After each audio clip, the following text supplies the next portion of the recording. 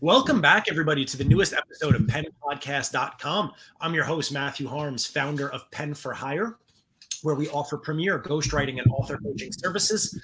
Also, the creators of the Pen Podcast, where we sit with authors, writers, writing industry professionals, subject matter experts, and all around interesting people. Today, I have the pleasure of being joined by best-selling author Rene Rodriguez. How are you today, Rene? Excellent. Thanks for having me on. It is my pleasure. Thank you for joining us. Where are you calling in from? I am at home, actually, here in Eden Prairie, Minnesota. Very nice. Actually, I've got Minnesota. I need Wisconsin. I'm still trying to fill my U.S. map of all 50 states. And even with 300 episodes, I've still got a bunch that I don't have guests from. I'm wondering if they know how to write in those states. I don't know. Have you done Minnesota before? I have. Oh, very cool. I don't have Wisconsin, and I don't have Wyoming. Those are my only two northern states not checked off. Wisconsin, who cares? I mean, those are big rivals anyway, so it's all good. I'm just kidding, Wisconsin. We love you. Well, the season the Vikings are having, actually, it might be your year to finally, kind of flip off Wisconsin. We got smoked yesterday. I mean, or the day before yesterday, like 40-3. 40-3. It was pretty bad. You know what? Dallas Cowboys party was Sunday, so I didn't follow a lot of football. We're going to pretend that didn't happen. Let's jump into amplifying your audience. If you'd be so kind, tell everyone a little bit about just a little background on yourself, how long you've been writing, what made you decide to get into writing, and then we'll talk about your book. So let's see. My background's behavioral neuroscience, and I started in change management a long time ago. Actually, I started in sales door to door as a cookware salesman for 4 years through college, probably the best experience I ever had. And that introduced me to the world of personal development, thinking about persuasion, selling, but the whole concept of really trying to get better was, through the world of door-to-door selling. And then when I graduated, went to school for a change management consulting firm that used brain research to deal with massive scale culture change, very hostile work environments, union labor issues. And that's when I was exposed to the realities of behavior change. And being a keynote speaker is one thing, being an author is one thing, but you're a speaker or an author, you don't have to wait around for the results. When you're a consultant and you are there, you have to do something and then wait to see if the results happen. And so it created a strong foundation of results-driven work. And from there, of course, you have to learn, I wrote articles and I wrote a lot of different things, but it was a lot of that required me to be a speaker. And so I guess I've been a writer for a while. And yeah, I mean, that's basically how it started. So your initial foray into writing was your speech writing. Original writing would have been for articles in magazines. Right. And so that would have been the initial impetus. But I wrote a lot how I spoke. And so that style works well for articles. It doesn't work for books, which is a very different style of writing, very different style. So I'm so glad you said that, because as a ghostwriter, that's one of the big things that we have to wrestle with. It's not so much can we write you a book, it's can we, one, sound like you, and two, not sound like you're speaking, converting that into the more appropriate format for the reader. Right. And I was lucky enough that Wiley gave me a developmental editor that sort of coached me through the process. It took me about 3 or 4 chapters to get what the style was. It was very, very different. And, but once you got it, and I'm a big fan of having, whether it's a ghostwriter and a ghostwriter is almost like a consultant too, as you're writing. Cause there's, I think certain ghostwriters that will write all of it for you. I couldn't do that. I wrote every word of my book, but I had to have somebody with me to coach me and rewrite and push me and challenge me. And, there's something about having that. And I think that's when, for self-published versus, going the route of a publisher that demands that is a big difference. But I'm a big fan of having somebody like you in your corner to really, really get you to think differently. Yeah. I love that, because originally it was kind of like we just wrote the book, and then I started realizing I've been writing since I'm a kid. So I just love the whole process. I love everything about it. And when someone is engaged and they want to do some of the writing, or they really want to be involved, far be it for me to say, no, that's not how this works. We're happy to coach. We're happy to collaborate. We're happy to literally just be your cheerleader and edit as you go and make sure you get there. So it sounds like that's what Wiley offered you. Yeah. And we we worked together hand in hand. It was literally, and quite often there's a lot of times a fight. It was like, no, that's not what I'm trying to say. And they're like, well, no, we're doing this. I'm like, no, that's not what it is. And it was not a fight between two people. It was an argument over an idea, and it was to test the validity of something, to test, does it withstand the challenge of tough questions, which I think is something that, the search for truth is the ultimate goal for all of this. And I think to get to that truth, you have to be able to withstand the attack of scrutiny. You have to be able to withstand the attack of tough questions and somebody asking you and playing a strong role of devil's advocate to say, okay, so does that really make sense? And even in our sense, when you're talking about brain research, you have to constantly question, is this still even valid? Is this still even true anymore? And I remember sometimes I'd wrestle for 2-3 weeks over one sentence in trying to figure out, can I even put this sentence in there? And, but even that search makes you better.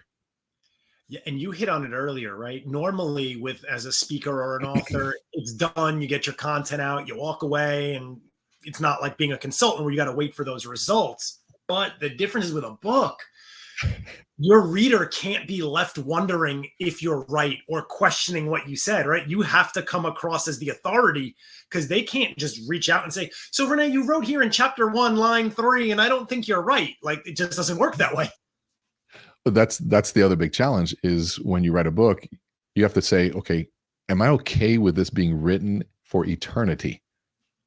Like forever. This is whether, even if I redo this later, there's going to be a version of this sitting out there somewhere. This better withstand the test of tough questions. It better be true.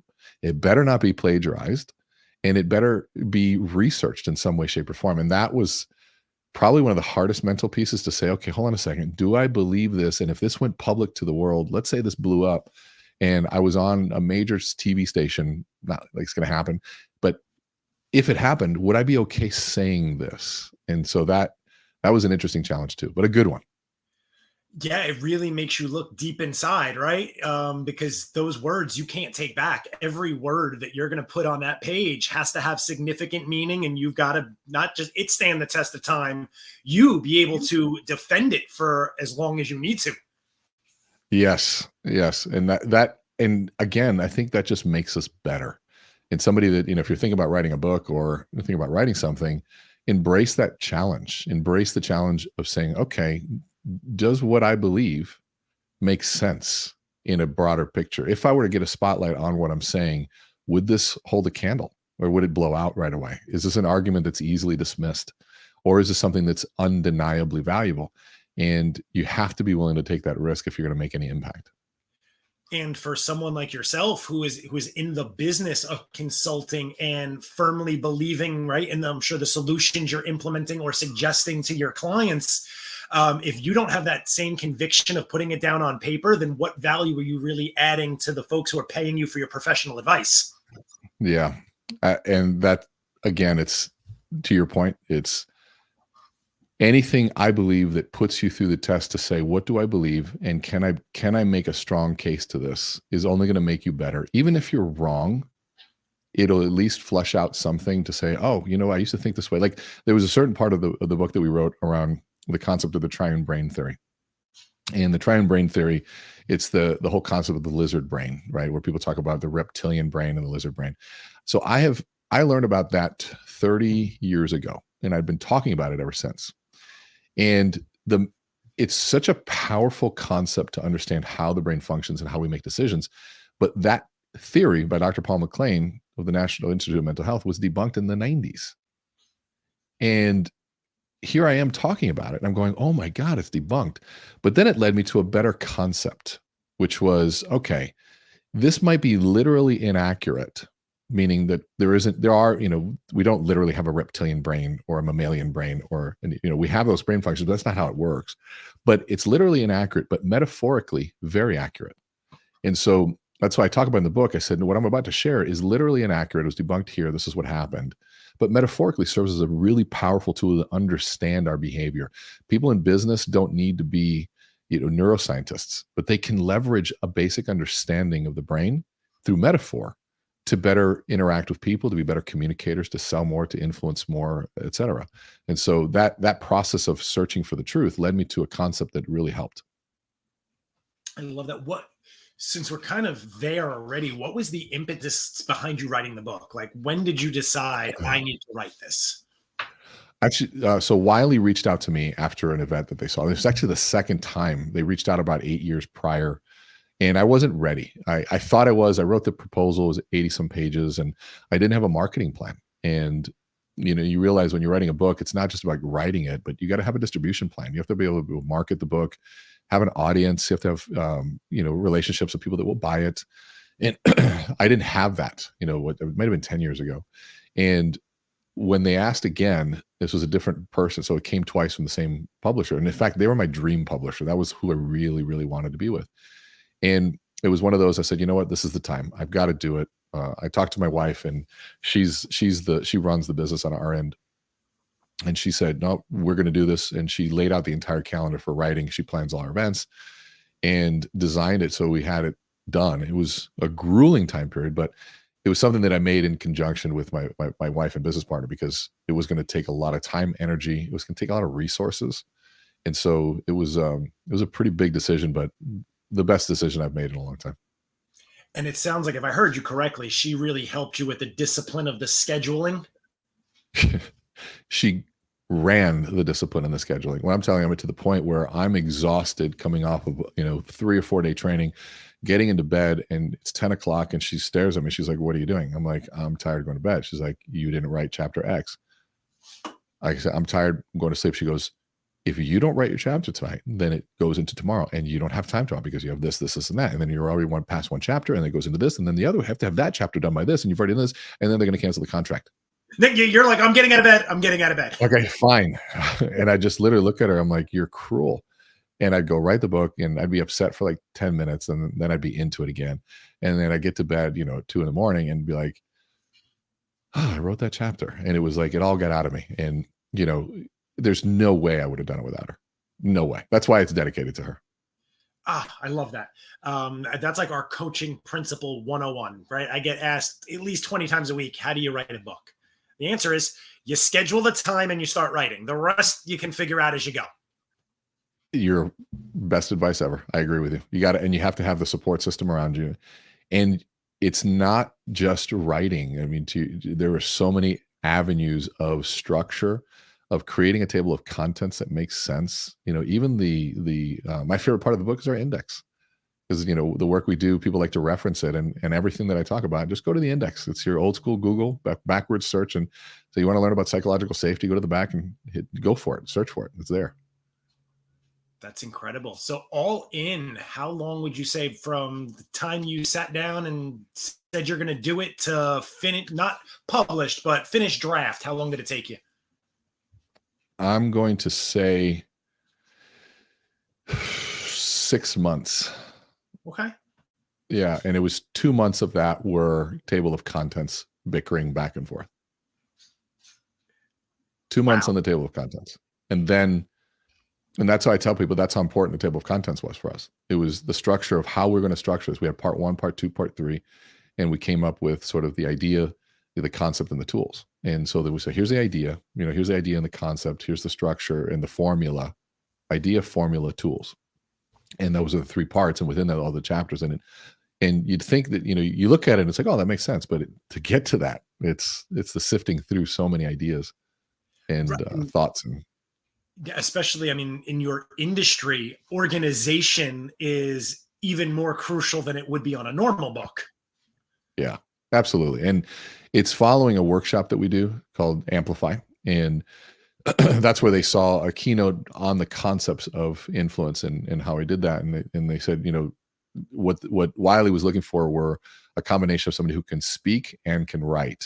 And they like speakers that can write. They have sometimes writers that don't know how to speak, but if your writer doesn't know how to speak, then you can't get in front of a room and inspire people to buy a book. And it's hard for you to do content. It's unless you're some famous person, but it's the combination of speaking and writing to me is critical. God, yeah, and you're absolutely right, because if you can speak but not write, you can always get someone to help you write it. Yes, absolutely, 100%. So this workshop on Amplify, tell everyone a little bit about what is the book going to help them do? Who's your ideal reader? What's the problem it's going to solve for them? Why should they go out and buy the book? So Amplify is based on the concept of, increasing your influence. That influence is a science, but even before that influence is the most important tool in a leader's toolkit, in a salesperson's toolkit, I think in a human's toolkit. And the reason is this. Think about the opposite of influence. You walk into a room and no one notices. You tell a joke and no one laughs. You sell a product and no one buys. You communicate and cast a vision and no one follows. That, to me, is one of the worst of the human experiences, when we feel insignificant, where what we do, what we believe in, doesn't have an impact on people. I think it's at the core of when we feel depressed and sad and we feel like we want to give up. And it's the reason is because then you start asking yourself, so why am I even here if I have no impact?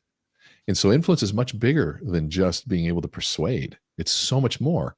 So think of the opposite of what I just said. You walk in a room, people take notice.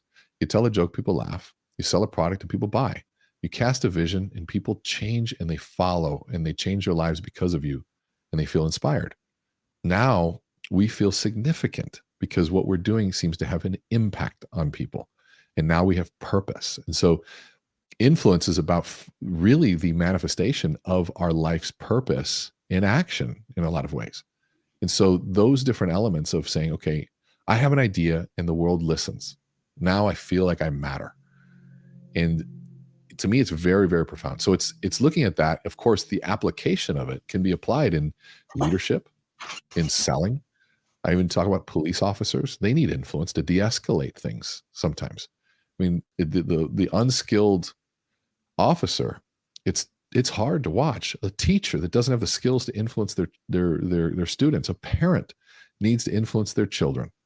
We need to influence our bosses. People have so many choices. Influence is at the core, I think, of human existence.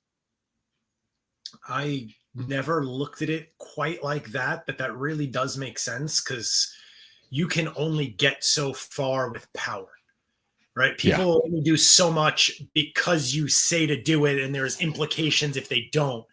And those results will never quite be at the level of someone actually wanting to do what you're asking them to do.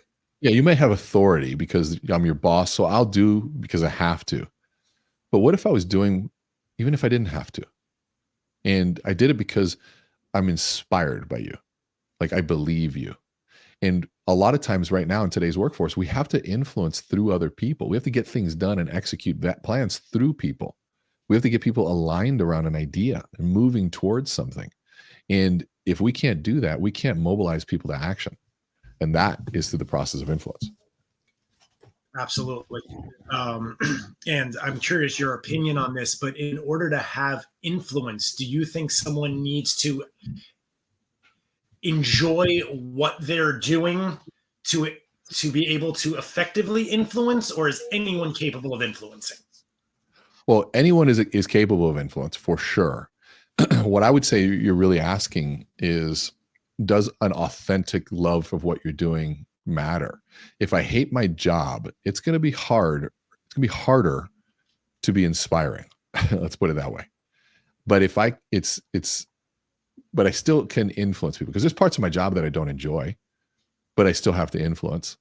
Like there's certain parts that I really don't like. I don't like the paperwork. I don't like taxes. I don't like running a business. I don't like all those things. My wife is great at that, but I still have to do them, and I still have to influence through that process. And so I think that, and I would also say the other piece to this too is that I don't think the goal is to be happy in business and life in general. I think happiness is great when it happens. It's wonderful, but I think it's bestowed upon us from time to time. Think about it from this perspective. If we think happiness is the goal, then we're going to be greatly disappointed for the majority of our life. Because the majority of our life isn't happy. We're working hard. If you're in the gym, you're typically not happy in the gym. You're working hard. You're suffering through those sets. If you're working hard, now you can ho-hum your way through the gym and be happy. Well, yeah, that's great. But if you're working hard, you're suffering at some level.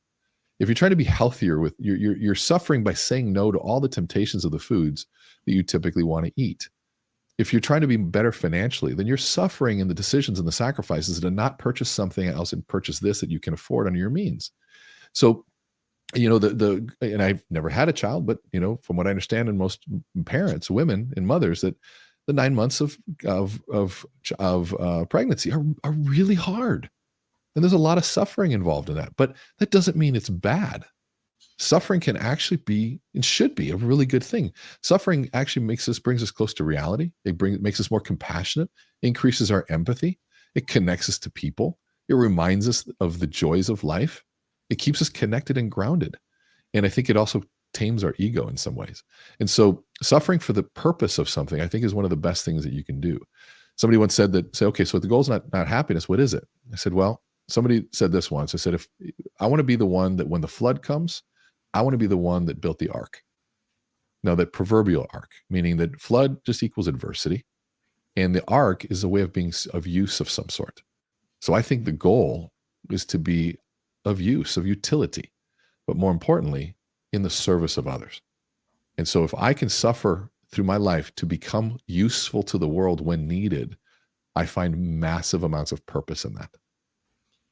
I think that's such a great explanation, and it makes me realize one of the words I like to use when I describe or the ultimate goal of helping other people get their stories out. For me, I've never used the word because it makes me happy. It's more about fulfillment, right? It's not easy. You're not happy sometimes when that client's not showing up or they're not cooperating, you're butting heads. But when that book is done, there is a feeling of fulfillment that overshadows all of the pain and suffering you went through. And the more you suffered through it, the bigger the joy at the end. And there's something to that. The more the suffering, the bigger the value. And, even Mother Teresa was, did you know she had a $28-29 million budget? And yet the homes in Calcutta were poor and horrendous. That's one of the sort of the questionable things of why she's not being canonized. Did she create too much suffering? And what she would say and what she believed was that the only way to God, the fastest way to God, and the way to get closest to God was through suffering. And the poor were closest to God. And she would say, why would I take away their closeness to the Lord? And now, whether I believe that or not, there's something interesting about that concept, right? There's something that I think needs to be looked at when it comes to the concept of suffering. And I think we need to rebrand suffering. It's not being helpless and, oh, I'm suffering. It's not that.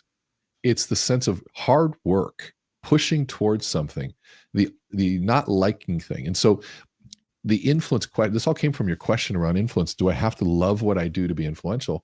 No, but I think there has to be a sense of purpose, an authentic sense of purpose as to why I'm doing something. And even though it's difficult, I can still do it. Yeah. Well, one of the philosophical things I've taken away from a client recently is you need to have both sides of any coin in order to fully appreciate it, right? If you're not sad, you won't appreciate happiness. If there's not bad in the world, you can't truly appreciate the good. Yes, 100%. You only know life through its opposite. So if all of our life has always been good, like a fish doesn't know what water is until they're out of water, right? And so life through its opposite. We know the highs because we understand the lows. We know good because we understand the bad. And the more we can sort of go through that up and down of life, and some people right now are going through a major down, and I'm trying to help them say, okay, good. Now embrace what this feels like, because if you're down now, at some point you're going to be back up, and that's going to feel so sweet. But what can we learn now instead of just spiraling in this? Why me? What's going on? No. Okay, so what am I supposed to learn here? It's a bigger question. Yeah, this is going to be hard. And there's something to be said. And I was talking to an athlete about this. It was actually a fighter, friend of mine. And we were talking about the concept of saying, do I want to go in the ring trying not to get hurt? And the answer is no. I want to go in the ring hoping that this is a 5-round grueling match. I hope that they break my nose halfway through it and I have to fight through it. I hope that this is a battle of the worst one ever. If I can hope for that, then anything less than that is going to be like easy. And if I can go in with that mentality, ready for that and embrace that, then life becomes so easy if you're ready for the difficulties. I think that's at the core of what David Goggins is trying to get at, is embrace the difficulty as early as you can in the day. Make yourself suffer a little bit in the morning. Get the cortisol levels to go up. And so the rest of the day becomes easy. And so that you're not thrown off by a little shift in the wind a little change of plans. Who cares? This was nothing. And you just move forward. You become resilient, and in psychology, you become much more hardy. That really puts in perspective something my business consultant drives in my head is you got to look at everything as how to win versus how not to lose. Yeah. Yeah, it's a big if you go into that octagon saying, well, I just can't lose this fight, chances are you're going to get knocked out. And who cares? Like, who really cares? Like, so what? Like, is it that you don't want to lose? I want to be the best that I can. I want to push myself to the max. I think Conor McGregor was just quoted. He says, at the end, we're all going to lose anyways. We're all going to die. Who cares of a little failure? Let's push this out there. Yeah. I mean, to keep with the sports analogy, then I'll change real quick. If you look at any sport, I mean, yeah, you have some undefeated fighters, but in baseball, getting a hit 1 out of every 3 times makes you an all-star, Hall of Famer. There's no quarterback that completes 100% of their passes. There's no basketball player it's 100%. There's going to be some level of failure in everything you do. It's learning, embracing, and then going back out there and putting that into action. Yep. There's no shortcutting the failure. And that's an age-old understanding. Like, to me, what I tell people, I said, okay, so learning something new, we started that as a kid. How many did you walk the first time you tried? No, you walked and you fell. You wouldn't walk, fall, and the parents go, guess, honey, he's just not meant to walk. No, but you give them as many times as they need to walk. Now, that's as a kid. How about riding a bike? Well, you get on, you ride, you fall, you ride, you fall, you ride, you fall, then you learn. And the older we get, we just somehow move away from that. Like, fall as many times as fast as you can. Fail fast, fail often, so that you can speed the learning curve. Just period. I did that recently with social media. So I've been in social media on it since the day one, but really got serious 3 months ago. And now I had been posting for a long time, but I couldn't get any following, couldn't do anything. And I finally decided 2 years ago that I was going to figure out what was I missing. And I spent 2 years talking to the best people, getting the right people. And then all of a sudden we said, okay, now I got serious. And in 3 months of implementing what I'd learned, our TikTok grew to over 470,000 followers in 3 months. Now, I looked at my old account on my Instagram. We couldn't get usage. Something was wrong with my Instagram. So I said, you know what? I had 25,000 followers. I'm going to cut bait, start over. One of the most difficult decisions from day one, starting over. In 22 days, we're at over 14,500 followers using a new formula. And one of our posts already hit over 1.1 million. So, but people say, wow, you did that in 30 days. No, that was over 2 years, maybe 3 years of study, hard work, being around people, paying consultants, learning and failing to then go, here it is. And then it went up. They're like, it's not a 3-month process. This is a grueling, failure-driven, failure-riddled process that we go through over and over and over again until we hit. Yep, just like anything in life. I laugh when people say, oh, that you're paying someone so much money for an hour of their time, right? A doctor, a lawyer. You're not paying them for the hour of their time. You're paying them for the 22 years of experience that came before they saw you for that hour. Yeah, I think Jim Rohn says, you don't pay me for the hour, you pay me for the value I bring to the hour. I even told the client, I said, I took an hour and you're going to charge me that? I said, well, if you'd like, I can pretend that it took longer and just call you a little later. Or you can have all that time back. There's a great analogy of an ocean liner that broke down, and all the engineers were trying to figure out why this ocean liner wasn't working. And they'd spent 2 weeks trying to get this thing. Now, an ocean liner that size, you're losing hundreds of thousands, if not millions of dollars by not being at sea. And so they finally gave in and they called the consultant to come in and take a look at it. So the guy drives up in his pickup truck and he goes down and looks at the engine, says, okay, I'll be right back.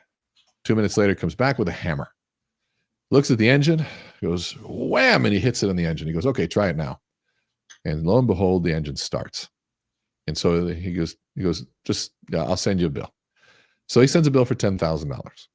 And the accountants are looking at this thing saying he was here for 10 minutes.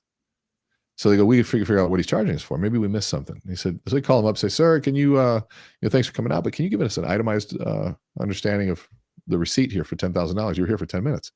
He said, yeah, it's simple. It's $100 in labor to swing a hammer. It's $9,900 to know where to hit with the hammer. That's what took years of learning, of trial and error. And people can get upset that it costs $10,000, or would you rather spend $10,000 and spend 3 weeks? But at least they worked hard for that 10,000. No, it's a different paradigm we have to live under. Value is first. Absolutely. So speaking of value, I know just about time, but I want to go here with this last question. So from a value perspective, what kind of difference have you noticed in your business being a published author of a best-selling book has made for you? The concept of ethos, I talk about it in the book. It's your credibility, it's your character. And that we take good photos, we get photo shoots and websites, and you build a brand because it builds your credibility and it makes you feel more substantial. And there's certain feathers in the cap throughout your career that really truly help advance that. Working with different clients, wins under your belt, and writing an article is great, and of course writing a book is a good one. And to me, there are almost three levels. One is writing a book, but then there's writing a book with a publisher and a respected publisher, and then writing a book that actually hits a bestseller list. And so those three elements have served very well in our favor, in the sense of getting more attention, more podcasts. So when we were in Fast Company, Forbes, Chief Executive Magazine, Inc. Magazine, Investors Business Daily. So we got picked up by a lot of different bigger podcasts, and our speaking engagements has obviously gone up, and also our fees have gone up. And so it helps all across the board, but it also helps with having something to talk about after a speech. And so people come up and they want an autograph of the book. So then there's a conversation that happens there. It's helped obviously in our social media. So having a book that performs well, that's written well, that's not just a book to get one done to say you've written a book, but it's actually to add value through it, has dramatically changed the trajectory of our business and my life in business. Fantastic. I love hearing that. René, please tell everyone where they can find out more about you, your website, Instagram, social media, best ways to reach out and contact you. Yeah, the best way to find me would be on Instagram. It's and you go to my website. I think it's right here. Meet René, MEET, René, RENE.com, and Instagram would be Learn with René, RENE. And so those, I do a video, sometimes 2 videos a day, that they're all educational, 30 seconds to 1 minute. One concept on either body language, it might be on influence, how to speak with more authority, a sequence, that all tips that are actionable. And we do 1 to 2 a day. So it's extremely valuable. There's no fluff in there. And so yeah, follow us there. Incredible. So for everyone listening, you just spent this time with Matt Harms of Pen for Hire, and meet René. Amplify your audience. MeetRené.com. Please head over, support, buy the book, reach out to René. There's no better investment you can make than in yourself. And what René is doing here with just giving you tips, tricks, confidence, proven science behind improving what you do every day. Don't make the mistake of waiting. Tomorrow is not promised to anybody. Any questions that weren't answered on the show, or if you just want more information, you can always reach out to me, Matt at penforhirenyc.com. I'm happy to point you in the right direction. But otherwise, I will be heading over to make sure I follow Learn with René on Instagram, add to that follower count, and hopefully find out some of his tips and tricks. René, thank you again so much for taking the time today. It was my pleasure, Matt. Thank you. And you're doing good work, my friend. Keep it up. Thank you so much, everyone. Rene Rodriguez. We'll catch you all in the next episode.